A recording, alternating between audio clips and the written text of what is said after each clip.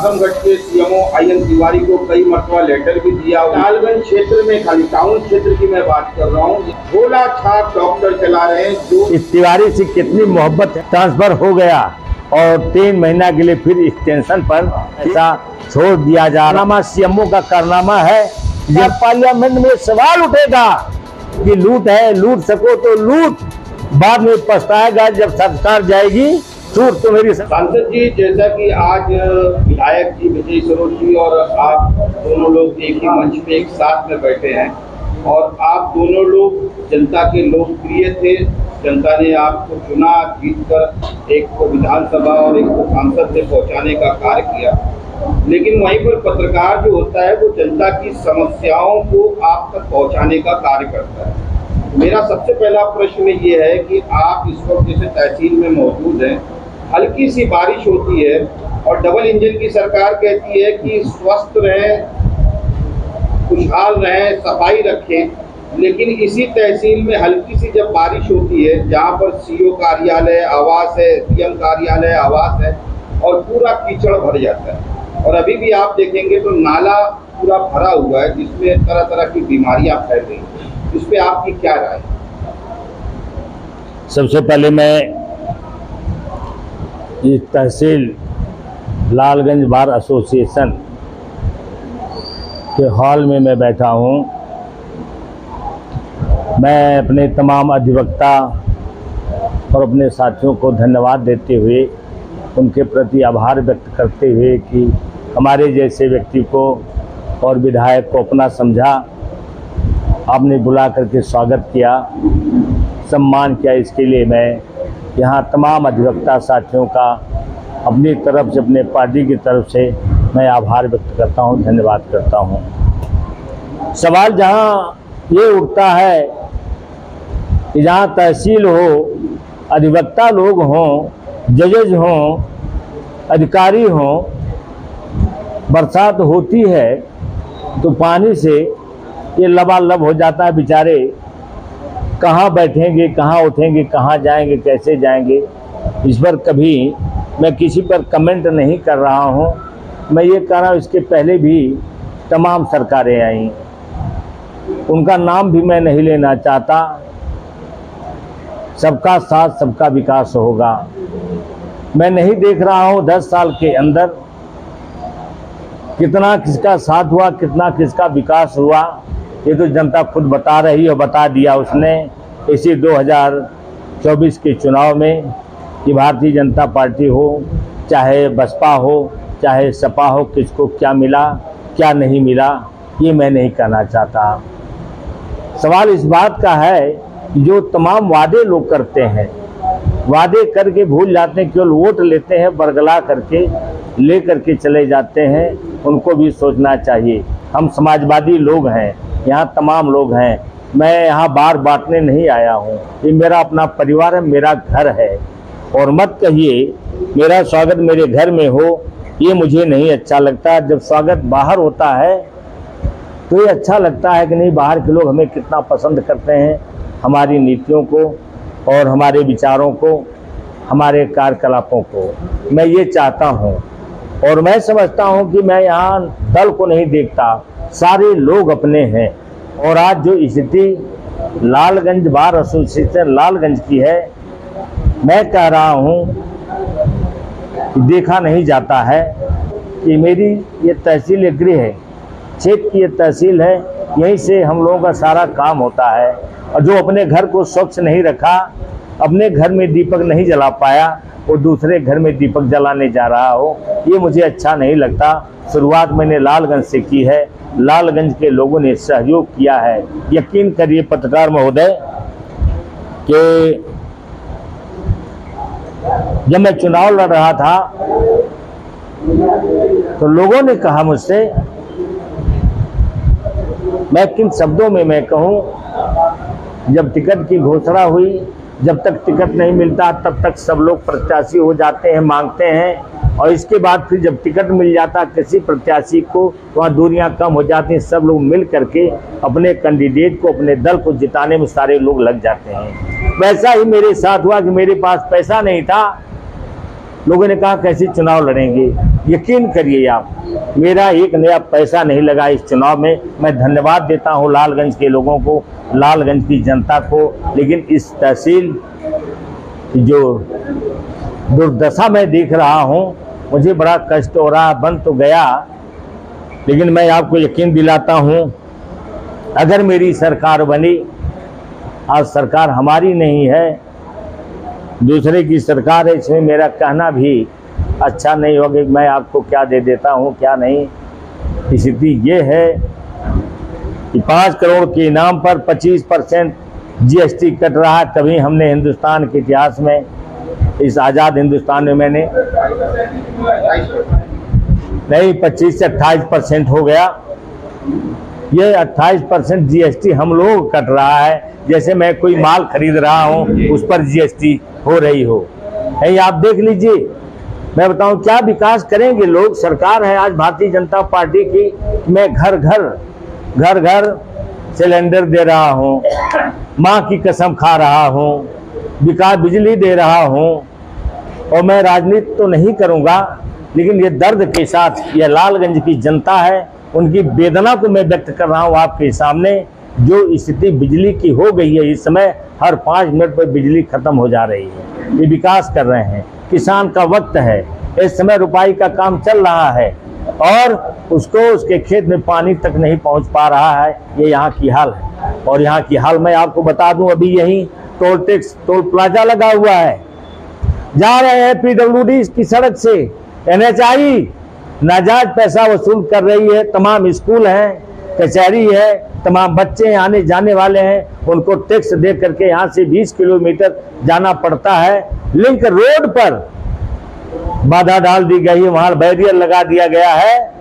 हम DM आजमगढ़, हमारा प्रतिनिधिमंडल माननीय धर्मेंद्र यादव सांसद सदर और हमारे अध्यक्ष हवलदार यादव ने जा करके सारा प्रतिनिधिमंडल वहाँ DM से कहा कि माननीय क्या है ये टैक्स, केवल ये टोल प्लाजा जो आपने लगाया है अपने में आप लगाएंगे, NHI में लगाएंगे या PWD में लगाएंगे। तो उन्होंने कहा कि नहीं है NHI। हमने कहा NHI अगर वो भी हो गया है तो वहां भी आप लगा दो, यहाँ लगाने या तो 3 किलोमीटर और आगे लगाओ ताकि NHI वहां से अपना वो टैक्स वसूल कर सके। लेकिन इस सड़क पर जब नहीं है तो यहाँ भी आप लगा दो, जब NHI ये भी है तो यहाँ भी लगा दो, नहीं तो इसको बंद कर दो। नहीं तो हम मजबूर हो जाएंगे, हमारी पार्टी मजबूर हो जाएगी, किसान आंदोलित हो जाएगा, नौजवान आंदोलित हो जाएगा और विद्यालय के लोग आंदोलित हो जाएंगे यहाँ धरना देने के लिए। यहाँ उस तरह का हम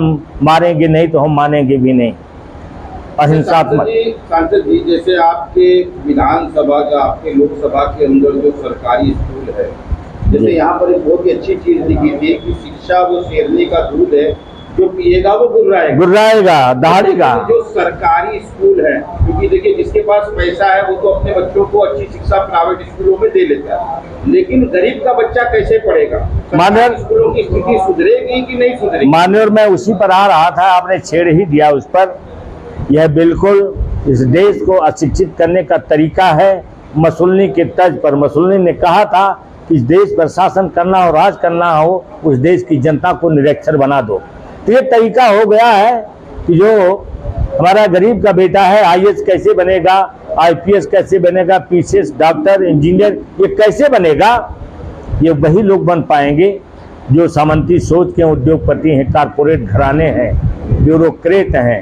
यही लोग, इन्हीं के बच्चे पढ़ेंगे, हमारे बच्चे उनकी हरवाही करेंगे, उनकी गुलामी करेंगे। तरीका मोदी जी का ये है, इस सरकार के यही तरीका है मारने का। गांव का किसान, गांव का मजदूर, कोई ये नहीं है किसान की ठाकुर ही किसान है, ब्राह्मणी किसान है, राय किसान है, बनिया किसान है। किसान हर वर्ग के लोग हैं और सारे लोग त्रस्त हैं इस सरकार से। और जिसका उदाहरण 2024 में आपने देख लिया कि जहां करोड़ों करोड़ रुपया व्यय किया जा रहा है और जहां निर्धन का बेटा आप लोगों के सहयोग से बिना पैसे का चुनाव जीत करके गया है। इससे सोच लेना चाहिए, इस सरकार को देख लेना चाहिए कि जनता क्या कह रही है।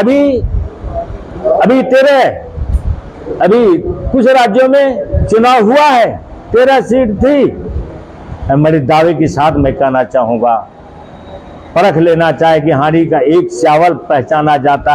अब भी अगर इनको होश नहीं हो रही है तो होश हो जानी चाहिए कि पूरा समाज आपके खिलाफ है, आंदोलित है, और यही अगर आप चाहते हो वो आंदोलन, तो आंदोलन हो जाएगा।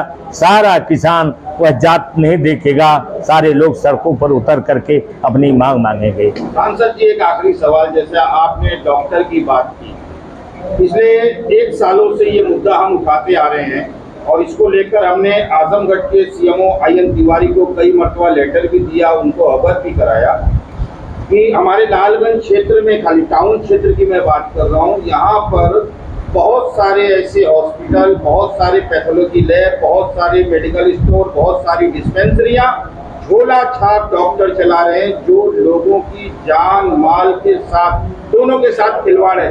लेकिन जिला स्तर के अधिकारी उस पर कार्रवाई करना नहीं चाहते, कार्रवाई के नाम पे आते हैं, उनके अस्पताल पे आएंगे, कुछ लेन देन करेंगे और चले जाएंगे। मानवर, मैं कहूँ तो मुझे कहने में गुरेज नहीं है, मैं नहीं समझता इस तिवारी से कितनी मोहब्बत है मोदी जी को या इस सरकार को या जोगी बाबा को।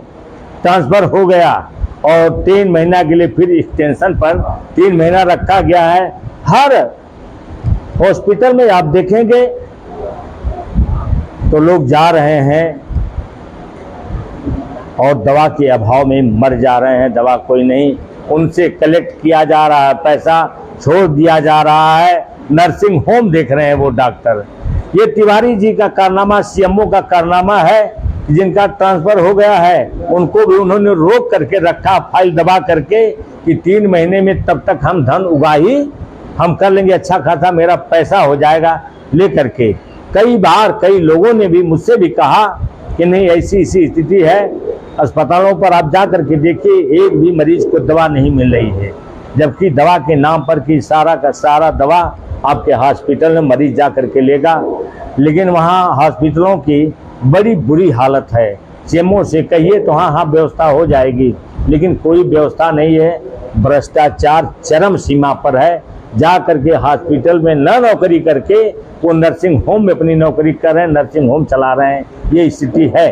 तो मैं आपसे कहना चाहूँगा, इस सरकार ने जिस तरह से जनता को धोखा दिया है, बरगला करके कि नहीं हमें वोट दो, हम तुम्हारा विकास करेंगे, रोज विकास की गंगा बहाते हैं।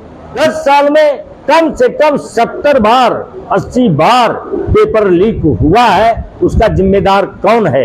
या मेरा कहना, इस बार पार्लियामेंट में सवाल उठेगा, जिम्मेदार कौन है? ये जो वर्तमान में सरकार है वही बनेगी ना। 10 साल खत्म हो गया, एज ओवर हो गई, फिर क्या सोचेगा? आपको जब तक सांसद नहीं थे तब भी आप हर किसी के दुख दर्द में बराबर बढ़ चढ़ कर हिस्सा लेते थे और बहुत सारी खबरें भी आपकी उस चीज़ को चली। लेकिन क्या अब ये माना जाए कि ये लालगंज के अंदर जो भ्रष्टाचार चल रहा है, क्योंकि लालगंज आपका खुद का घर है और हर चीज़ की शुरुआत आदमी सबसे पहले अपने घर से करता है, तो लालगंज के अंदर जो भ्रष्टाचार, चाहे वो डॉक्टरी में हो, चाहे मेडिकल में हो, चाहे पानी भरा हो, यानी किसी भी शोबे में जो भ्रष्टाचार चल रहा है, इसकी आवाज़ अब पार्लियामेंट में उठेगी। माननीय पार्लियामेंट में उठेगी। भ्रष्टाचार वहीं से नहीं होता है, भ्रष्टाचार ऊपर से आता है। यहाँ का मुख्यमंत्री अगर ठीक हो जाए तो भ्रष्टाचार खत्म हो जाएगा। यहाँ की सरकार ठीक हो जाए तो भ्रष्टाचार में तो ये सरकार ही पैदा हुई है, भ्रष्टाचार से ही आकंठ में डूबी हुई है ये सरकार। तो भ्रष्टाचार का है तो प्रश्रय मिल रहा है उन लोगों को, नहीं लूटो, राम नाम की लूट है, लूट सको तो लूट, बाद में पछताएगा जब सरकार जाएगी। छूट तो मेरी सरकार नहीं रही तो नहीं लूट पाओगे, इसलिए जितना तुमसे लूटते बने उतना लूट करके बना लो। ये है डीएम से लेकर के नीचे तक ये स्तर है। सरकार जिस दिन आप बदल दोगे भ्रष्टाचार खत्म हो जाएगा। हम भ्रष्ट कौन है? हम और आप ही हैं। हमारे और आपके यहाँ से ये पैदा होता है। जिस दिन मन और मस्तिष्क का बदल लोगे उसी दिन भ्रष्टाचार खत्म हो जाएगा। बदलना पड़ेगा मन और मस्तिष्क को। धन्यवाद आपका समय देने के लिए। बहुत बहुत धन्यवाद।